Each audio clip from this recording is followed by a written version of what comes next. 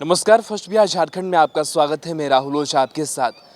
प्रवासी बिहारी लगातार बिहार ट्रेनों से आ रहे हैं, लेकिन इस बीच कोरोना का जो खतरा है वो इन प्रवासियों के साथ और भी बढ़ गया है।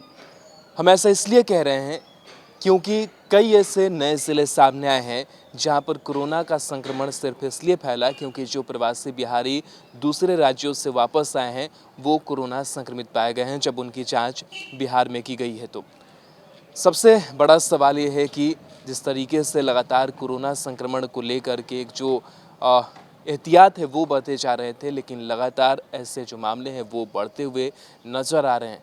स्वास्थ्य विभाग के प्रधान सचिव ने ये जानकारी दी है और बड़ी जानकारी उन्होंने दी है। और हैरान करने वाली बात है कि 49 जो कोरोना पॉजिटिव सामने आए उनमें जो प्रवासी मजदूरों की संख्या है वो काफ़ी ज़्यादा है।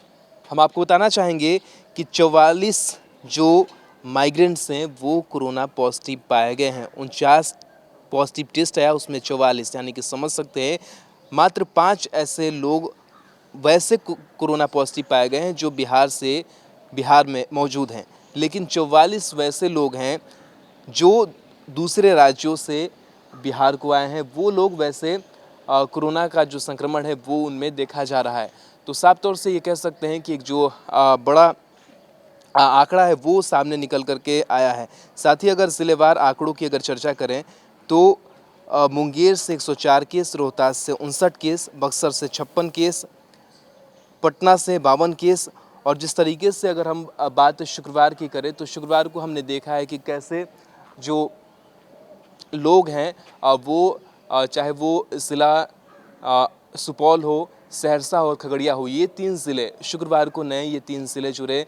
38 ज़िले हैं बिहार में। उस 38 ज़िले में जो केसेस हैं वो अब तक जो सामने आए हैं वो 37 ज़िलों में संक्रमण का जो खतरा है वो फैल चुका है, यानी कि 37 जो ज़िले हैं वो फिलहाल संक्रमित हो गए हैं।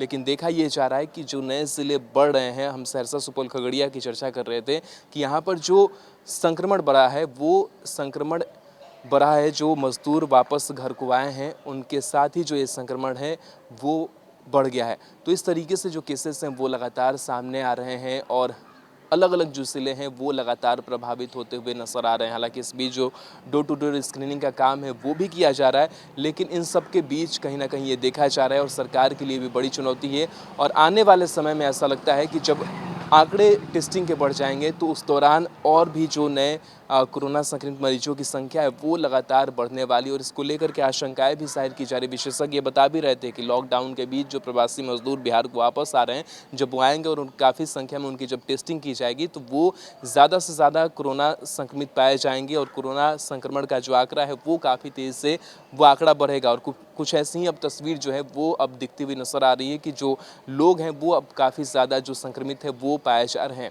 तो ये जो 44 माइग्रेंट्स कोरोना पॉजिटिव पाए गए हैं, आने वाले दिनों में और भी टेस्ट किए जाएंगे। इसमें और जो मरीज हैं अब वो निकल करके सामने आएंगे। हालांकि लगातार जो टेस्टिंग की प्रक्रिया है वो की जा रही है और इसको लेकर भी जो जानकारी है वो दी गई है कि कैसे जो आंकड़े हैं वो लगातार बदल रहे हैं। हम आंकड़े आपको बता रहे थे कि जो अलग अलग ज़िलों में जो आंकड़े हैं वो सामने आए हैं। साथ ही आपको बताएं कि 34,150 जो आंकड़े हैं वो अब तक सामने आ चुके हैं, यानी कि जो टेस्ट हैं वो किए जा चुके हैं। तो 34,150 टेस्ट किए जा चुके हैं।